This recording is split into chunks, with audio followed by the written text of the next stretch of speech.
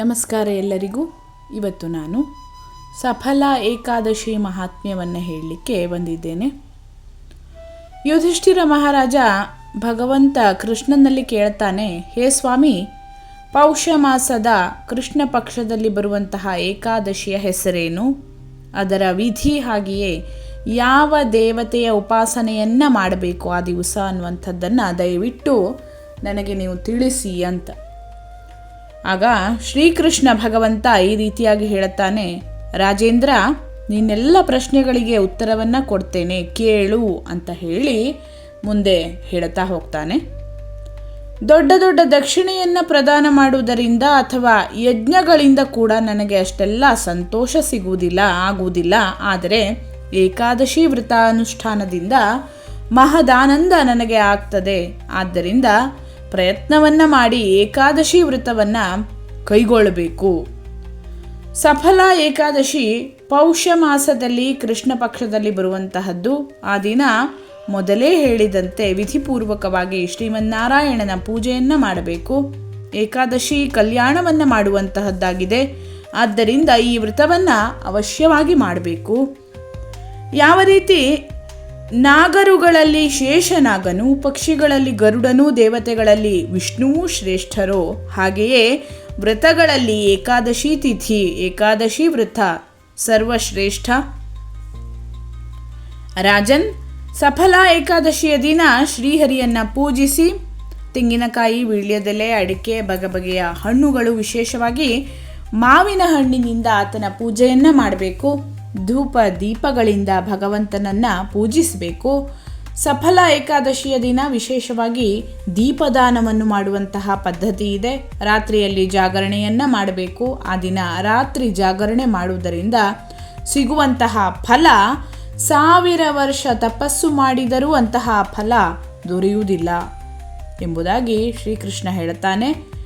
ಮುಂದೆ ಹೇಳುತ್ತಾನೆ, ಹೇ ನೃಪ ಶ್ರೇಷ್ಠ, ಈಗ ಸಫಲ ಏಕಾದಶಿಯ ಶುಭಕಾರಿಯಾದಂತಹ ಕಥೆಯನ್ನು ಕೇಳುವಂಥವನಾಗು ಎಂಬುದಾಗಿ ಶ್ರೀಕೃಷ್ಣ ಯುಧಿಷ್ಠಿರ ಮಹಾರಾಜನಿಗೆ ಹೇಳುತ್ತಾನೆ. ಮುಂದೆ ಆತ ಸಫಲ ಏಕಾದಶಿ ವ್ರತ ಮಹಾತ್ಮ್ಯದ ಕಥೆಯನ್ನು ಹೇಳ್ತಾ ಹೋಗ್ತಾನೆ. ಕಥೆ ಈ ರೀತಿಯಾಗಿ ಇದೆ. ಚಂಪಾವತಿ ಎಂಬುದೊಂದು ವಿಖ್ಯಾತವಾದಂತಹ ಊರು. ರಾಜ ಮಾಹಿಷ್ಮತನ ರಾಜಧಾನಿ ಅದು.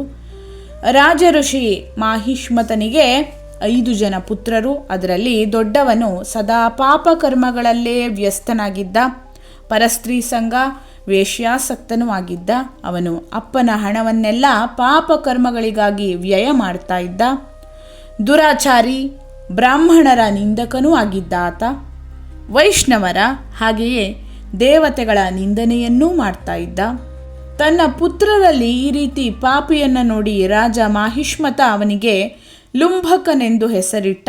ಆಮೇಲೆ ತಂದೆ ಹಾಗೂ ಲುಂಭಕನ ಸೋದರರು ಸೇರಿಕೊಂಡು ಅವನನ್ನು ರಾಜ್ಯದಿಂದ ಹೊರಗೆ ಹಾಕಿದರು. ಆತ ನಗರದಿಂದ ಹೊರಬಿದ್ದು ಗಹನವಾದಂತಹ ವನಕ್ಕೆ ಹೋಗಿ ಸೇರಿದ. ಅಲ್ಲೇ ಇದ್ದು ಆತ ಪ್ರಾಯಶಃ ಸಂಪೂರ್ಣ ನಗರದ ಧನವನ್ನು ಲೂಟಿ ಮಾಡಿದ.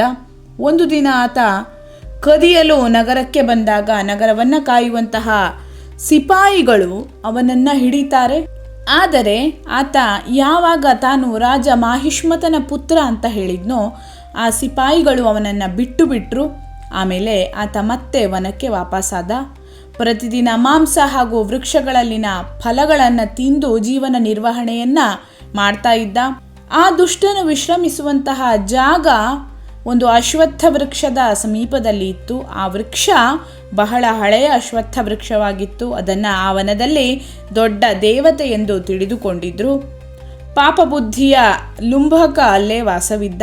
ತುಂಬ ದಿನಗಳ ನಂತರ ಒಂದು ದಿನ ಯಾವುದೋ ಪುಣ್ಯದ ಪ್ರಭಾವದಿಂದ ಅವನಿಂದ ಏಕಾದಶಿ ವ್ರತದ ಪಾಲನೆ ಆಯಿತು. ಅದು ಯಾವ ರೀತಿ ಅನ್ನುವಂಥದ್ದನ್ನು ಮುಂದೆ ಶ್ರೀಕೃಷ್ಣ ಹೇಳ್ತಾ ಹೋಗ್ತಾನೆ. ಪೌಷ ಮಾಸದ ಕೃಷ್ಣ ಪಕ್ಷದ ದಶಮಿಯ ದಿನ ಪಾಪಿಷ್ಠ ಲುಂಬಕ ಹಣ್ಣುಗಳನ್ನು ತಿಂದ. ಹಾಗೆಯೇ ಚಳಿ ಇರುವ ಕಾರಣದಿಂದ ವಸ್ತ್ರಗಳು ಸರಿಯಾಗಿ ಇರದಂತಹ ಕಾರಣ ರಾತ್ರಿ ಇಡೀ ಅವನಿಗೆ ನಿದ್ರೆ ಬರಲಿಲ್ಲ. ಅವನು ನಿಷ್ಪ್ರಾಣನಂತೆ ಆದ. ಸೂರ್ಯೋದಯ ಆದಾಗ ಪಾಪಿಗೆ ಜ್ಞಾನ ಇರಲೇ ಇಲ್ಲ. ಪ್ರಜ್ಞಾಹೀನನಾಗಿ ಸಫಲ ಏಕಾದಶಿಯ ದಿನ ಬೆಳಿಗ್ಗೆಯೂ ಕೂಡ ಹಾಗೆಯೇ ಉಳಿದ. ಮಧ್ಯಾಹ್ನದ ಹೊತ್ತಿಗೆ ಅವನಿಗೆ ಪ್ರಜ್ಞೆ ಬಂತು. ಆಮೇಲೆ ಆಚೆ ಈಚೆ ನೋಡ್ತಾ ಆತ ಎದ್ದು ತನ್ನ ಕಾಲನ್ನು ಕುಂಟಿಸುತ್ತಾ ಆ ವನದಿಂದ ಹೊರಗೆ ಬರ್ತಾನೆ. ಆತನಿಗೆ ಹಸಿವೆ ಜೋರಾಗಿತ್ತು. ಆತ ಅದರಿಂದ ದುರ್ಬಲನಾದ. ಆತ ಆ ಸಂದರ್ಭದಲ್ಲಿ ತುಂಬ ಫಲಗಳನ್ನು ತಗೊಂಡು ವನದೊಳಗೆ ವಾಪಸ್ಸಾಗ್ತಾನೆ. ಆಮೇಲೆ ಅಷ್ಟೊತ್ತಿಗೆ ಸೂರ್ಯಾಸ್ತ ಆಗಿರ್ತದೆ. ಆಗ ವೃಕ್ಷದ ಬುಡಕ್ಕೆ ಬಂದು ಎಲ್ಲ ಫಲಗಳನ್ನು ಇಟ್ಟು, ಈ ಫಲಗಳಿಂದ ಲಕ್ಷ್ಮೀಪತಿ ಸಂತುಷ್ಟನಾಗಲಿ ಅಂತ ಹೇಳಿದ ಲುಂಭಕ. ಆಮೇಲೆ ರಾತ್ರಿ ಜಾಗರಣೆಯನ್ನು ಮಾಡಿದ. ಈ ಪ್ರಕಾರವಾಗಿ ಆತ ಏಕಾದಶಿ ವ್ರತಾಚರಣೆಯನ್ನು ಮಾಡಿದ. ಆ ಸಮಯದಲ್ಲಿ ಆಕಾಶವಾಣಿ ಆಗ್ತದೆ.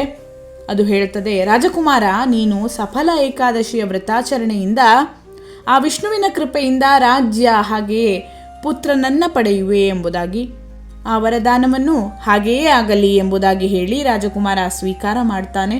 ನಂತರದಲ್ಲಿ ಆತನ ರೂಪ ದಿವ್ಯವಾಯಿತು. ಅಲ್ಲಿಂದ ಆತನ ಬುದ್ಧಿ ವಿಷ್ಣುವಿನ ಭಜನೆಯಲ್ಲಿ ಲೀನವಾಯಿತು. ದಿವ್ಯವಾದಂತಹ ಆಭೂಷಣಗಳಿಂದ ಶೋಭೆಯಿಂದ ಸಂಪನ್ನನಾದಂತಹ ಆತ ರಾಜ್ಯವನ್ನು ಹೊಂದಿ 15 ವರ್ಷ ಅದರ ಆಡಳಿತವನ್ನು ಕೂಡ ಮಾಡಿದ. ಭಗವಂತ ಶ್ರೀಕೃಷ್ಣನ ಕೃಪೆಯಿಂದ ಆತನಿಗೆ ಮನೋಜ್ಞ ಎಂಬ ಹೆಸರಿನ ಪುತ್ರನು ಜನಿಸಿದ. ಮಗ ದೊಡ್ಡವನಾದ ಮೇಲೆ ಲುಂಭಕ ರಾಜ್ಯದ ಮಮತೆಯನ್ನು ಬಿಟ್ಟು ಅದನ್ನು ಮಗನಿಗೆ ವಹಿಸಿ ಭಗವಂತನ ಧಾಮಕ್ಕೆ ಮರಳುತ್ತಾನೆ, ವಾಪಸ್ ಹೋಗ್ತಾನೆ. ಇದು ಸಫಲ ಏಕಾದಶಿಯ ವ್ರತ ಮಹಾತ್ಮೆಯ ಕಥೆ. ಈ ವ್ರತಾಚರಣೆ ಮಹಾತ್ಮೆ ಏನಂದರೆ, ಮನುಷ್ಯ ಈ ಲೋಕದಲ್ಲಿ ಸುಖವನ್ನು ಅನುಭವಿಸಿ ಮೋಕ್ಷವನ್ನು ಹೊಂದುವನು. ಈ ಸಂಸಾರದಲ್ಲಿ ಯಾರು ಸಫಲ ಏಕಾದಶಿಯ ವ್ರತವನ್ನು ಮಾಡುವರೋ ಅವರು ಧನ್ಯರು. ಹೇ ಮಹಾರಾಜ, ಇದರ ಮಹಿಮೆಯನ್ನು ಓದುವುದರಿಂದ, ಕೇಳುವುದರಿಂದ, ಹಾಗೆಯೇ ಅದರ ಆಚರಣೆ ಮಾಡುವುದರಿಂದ ಮನುಷ್ಯ ರಾಜಸೂಯ ಯಜ್ಞದ ಫಲವನ್ನು ಪಡೆಯುವನು ಎಂಬುದಾಗಿ ಶ್ರೀಕೃಷ್ಣ ಧರ್ಮರಾಜನಿಗೆ ಹೇಳ್ತಾನೆ. ಇದಾಗಿತ್ತು ಇಂದಿನ ಸಫಲ ಏಕಾದಶಿಯ ವ್ರತ ಮಹಾತ್ಮೆ, ಏಕಾದಶಿ ವ್ರತ ಮಹಾತ್ಮೆಯ ಕಥೆ. ನಾವೆಲ್ಲ ಈ ಸಫಲ ಏಕಾದಶಿಯನ್ನು ಆಚರಿಸಿ ಭಗವಂತನ ಕೃಪೆಗೆ ಪಾತ್ರರಾಗೋಣ. ಧನ್ಯವಾದಗಳು. ಲೋಕಾಃ ಸಮಸ್ತಾಃ ಸುಖಿನೋ ಭವಂತು.